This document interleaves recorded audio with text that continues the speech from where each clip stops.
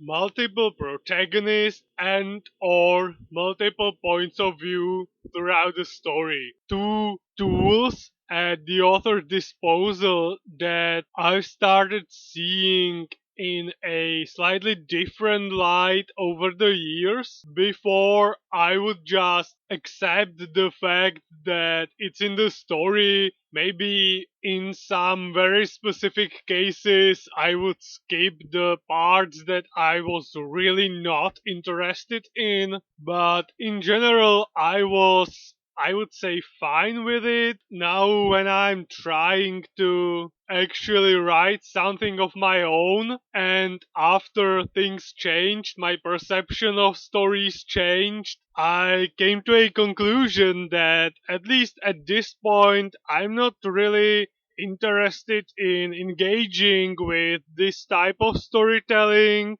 and I think I should specify a few things. I am fine with multiple protagonists, or in this case, multiple points of views, if the story does not have a designated singular protagonist, then I don't mind interacting with the story through multiple lenses of more than one characters. Example of that would be Lord of the Rings, Frodo not being a real protagonist, and thus I don't mind reading about Aragorn's portion of the story, or what the hobbits and the ants are doing, and honestly I prefer those over what Frodo is doing. Another example would be Terry Pratchett's Discworld. Even though Rincewind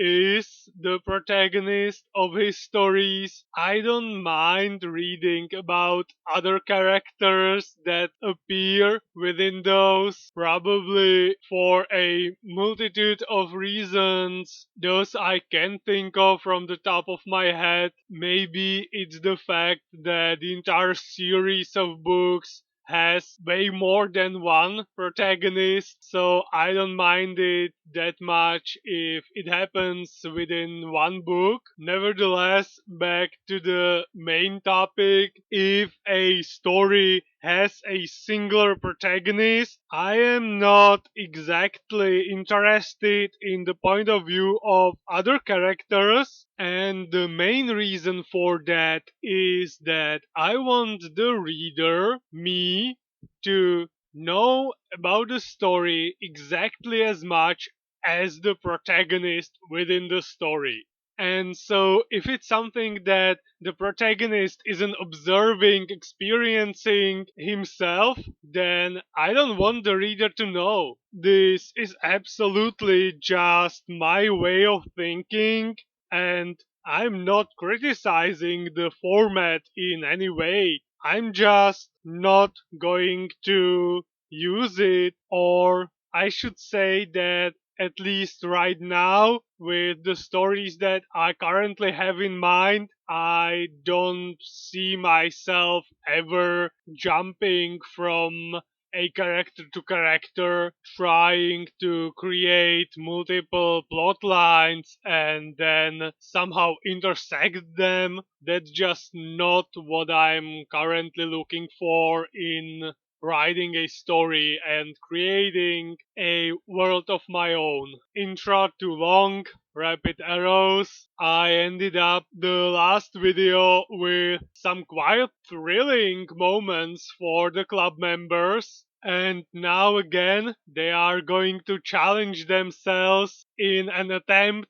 to acquire the Scout's badge, this time of silence, day and night, without saying a single word or making any sounds. There are additional rules accompanying this particular challenge.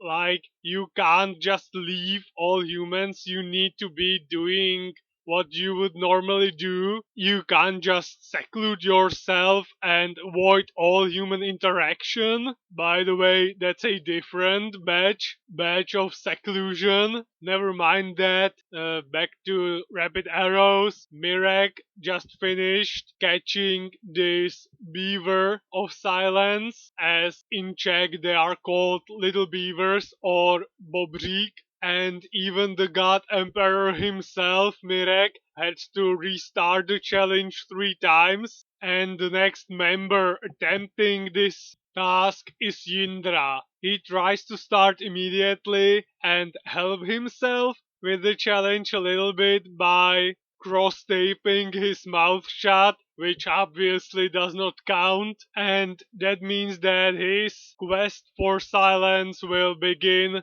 with the dawn of the next day.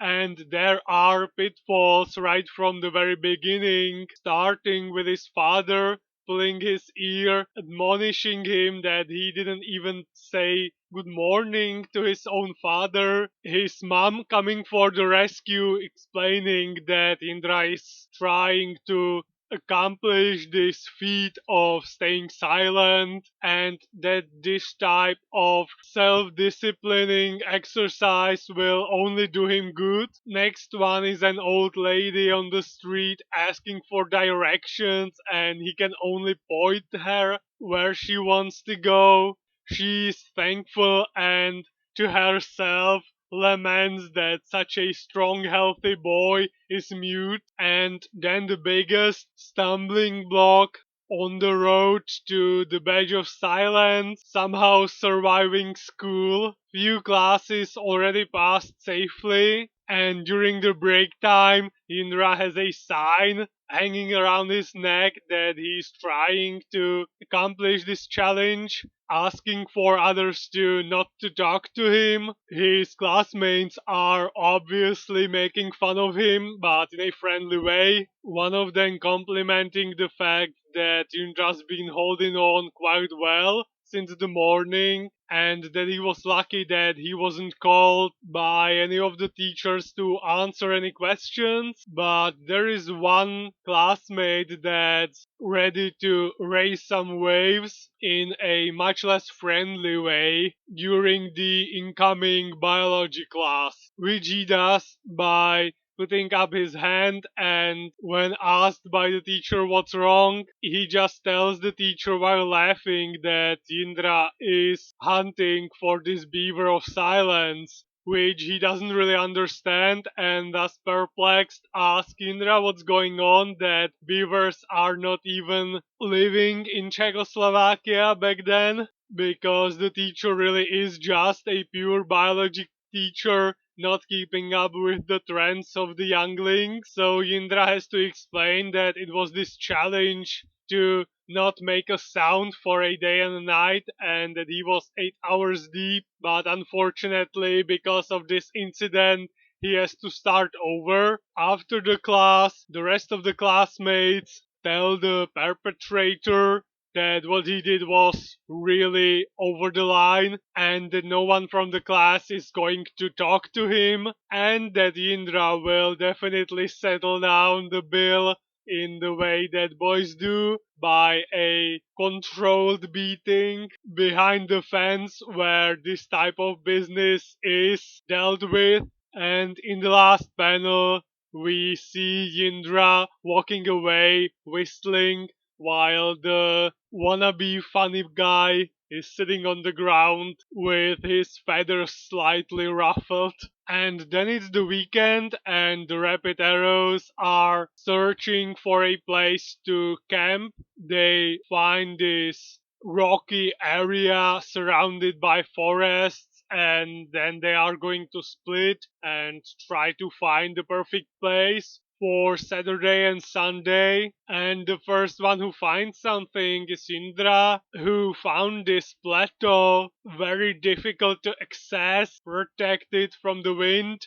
and with enough space to build tents and safely cook. He had a hard time climbing up, but now when he's up, he can just throw them a rope and they can all easily ascend. Then another lucky discovery happens, this time by Bubbles, who disappears into this small cave and reappears at this sort of a lookout tower. The boys aptly name it Watchtower, and then Speedy discovers a great slide, the one and only true accessible path to the plateau without a rope or a hardcore climbing session, and Speedy swiftly decides to do an exploratory ride on a sheet metal to find out what's underneath it. And even though the ride starts quite well, all it takes is a single small rock